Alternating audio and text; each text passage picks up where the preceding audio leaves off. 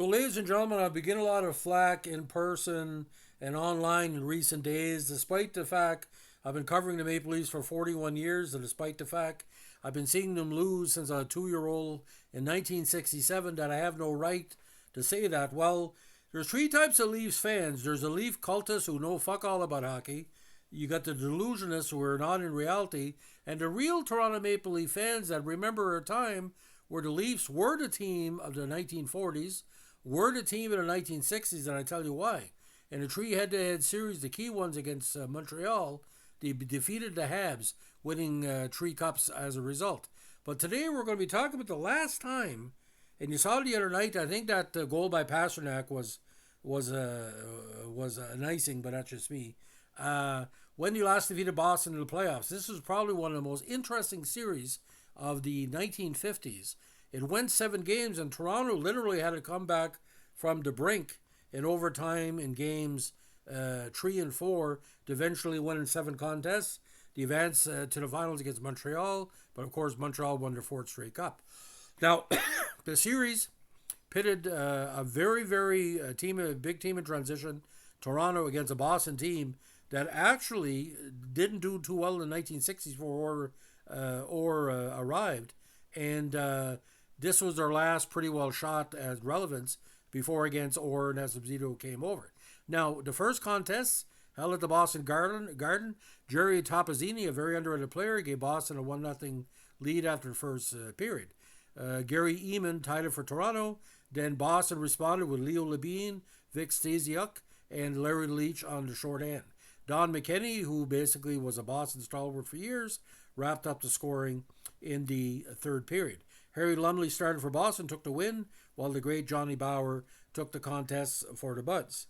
Now in Game 2, Fleming McKell scored at 10-minute mark to give Boston a 1-0 lead, then scored his second to make it 2-0. Dick Duff followed at 15:45. It was 2-1 after the first period.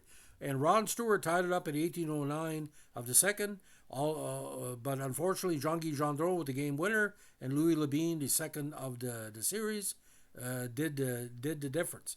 Now, Johnny Bower took the start again for Toronto. He had a really good contest. Harry Lumley took the victory. Now, when it went back to Maple Leaf Gardens, it was a total change after the 2:43 mark of the first period. Vic Stasiuk scored his second on the power play at 2:43, but Bobby Pulford made it 1-1 at 16:20-21 with a big counter to put teams even. Stasiuk scored his third of the series at 7:34 in the third, but the big hero was Gerry Ehman, who scored the tie at 17:08 with less than 3 minutes to go, and he scored an OT. Lumley took the loss, while Bower got his first win of the series. Now, Ehman was a hero again in Game 4. He had a power play goal opener at 6:58. Boston tied at 2-2 on a goal by Topazzini, but Brian Cullen scored his first of the series at 2:46. Now, Bronco Horvat tied it at 2 at 7:20, but get this, Big Frank Mahowley's first of the series on a power play, scored 11:21 in the first overtime to notch the series. Johnny Bower took the victory for Toronto yet again, while Harry Lumley took the loss for Boston. Now in Game 3 at Boston Garden, a big upset for a lot of people. It was what they call the leaders of Toronto led the way in this contest. Bert Olmsted scored a power play at 9:26 in the first to give the Buds a 1-0 lead, while Dickie Duff scored at 6:37 in the second to make it 2-0. It was followed by goals by Frank Mahovlich and another one by Paul Pulford, which I think was the straw that broke Boston back in the game in the short end, while Topazzini made it 4-1, a garbage goal at 11:25. Bower and Lumley again were the starters. Now, with a chance to win it at home, ladies and gentlemen, Toronto came out flat. Topazzini, with his 4th of the series, scored a power play at 7:28. Bertie Olmsted did tie it, but Don McKenney and Johnny Busick made it 3-1.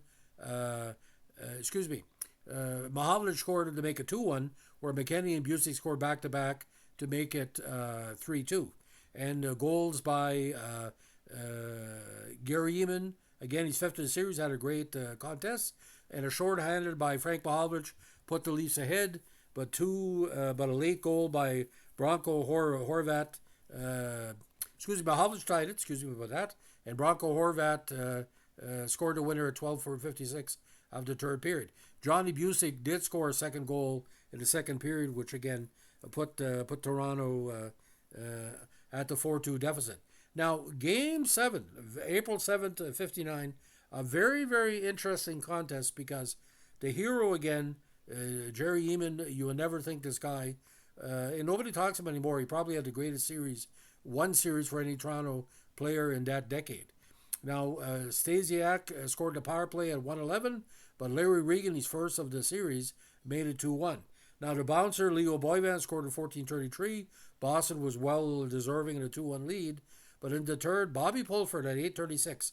And then the big counter at 17:27 put Toronto ahead for good. The last 3 minutes, the Boston Garden was just rocking, ladies and gentlemen.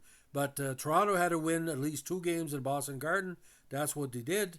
Boston needed to win at least 2 games in Toronto. And, of course, that's what they didn't do. I think the overtime games and in games 3 and 4 were the big difference. And to my knowledge, ladies and gentlemen, maybe somebody can back it up. I think that was one of Frank Mahovlich's few overtime goals for the Leafs. I know with Detroit and Montreal, he was quite strong. But just to give you a little bit of background of Gerry Ehman, ladies and gentlemen, I did a podcast on it previously. He was pretty well in the minor leagues for the most of his career. He had played with Boston, Detroit in short measure. He only scored 12 goals in a regular season after being 23 games in Hershey.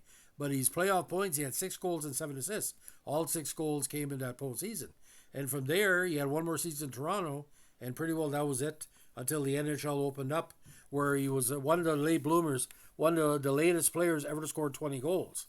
In 1969, he had 21 for the Seals at age 37. But as we say, people from Cudworth, Saskatchewan are pretty tough. Now, he passed away in 2006 when he was 73, and I do remember they considered him the hero of 59. That was his unofficial nickname. So if you're a Maple Leaf fan only hearing this for the first time, there was a period, ladies and gentlemen, where the lunch pail Leafs, with some stars and mostly grinders, did really well. But what really hurt Toronto, I think they were kind of too weary to beat Montreal. They were lucky to win one overtime game in Toronto, but the rest, Montreal dominated. They were holding Toronto pretty well off the score sheet for most of the season, most of the series. And just to talk about that famous Game 3, it was Dickie Duff, who ended up being a Montreal Canadian later on, who scored that big goal. The other Dickie had tied it in the third period. So Toronto Maple Leafs in Boston is quite a history. It came to a point where Boston was out of the playoffs for years in the early to mid-60s. As soon as Orr arrived, and don't forget the Boston of 59 had Busick and a few other players that were left over from that era. But the big trade, of course, was when Esposito came over from Chicago, and Jerry Cheever showed up. But ladies and gentlemen, what a beautiful series 59. I don't think there's any tapes on YouTube on that out there. If there is, you should check it out. So for the Leafs fans, your team gave it their best shot, but the offense in the regular season didn't show in the playoffs. To me, it was a controversial goal in overtime because even if it was icing, I think it was icing, they should have got that player.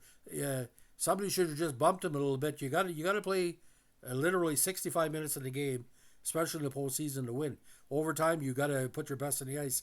And I think putting Austin Matthews and the other players who were pretty well tired. Austin was suffering from a stomach virus. I think that's a confirmation. But ladies and gentlemen, if you're a Toronto Maple Leaf fan in your 80s, you got nothing to be ashamed of. You dominated the 40s, you dominated the 60s, you overachieved. You had Eddie Shack, Davey Keon, Frank Mahovlich. But the Ballard curse, boys. Because Ballard wasn't a key factor with the Maple Leafs until the late 60s. It was kind of ironic.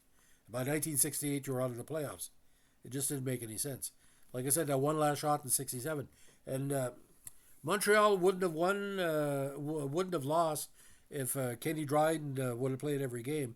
But Toronto had Vachon's number.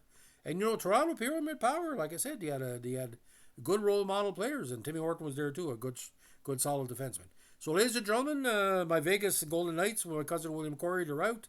Edmonton, Vancouver, please support our Canadian teams. And I would support Toronto more, but they have to admit they need to basically do an exorcism to get the Ballard, curse out of that rink. The stink of pedophilia and the stink of corruption and the stink, a Stafford spine as well. What a fucking shit show those people were. Thanks for listening. Bye.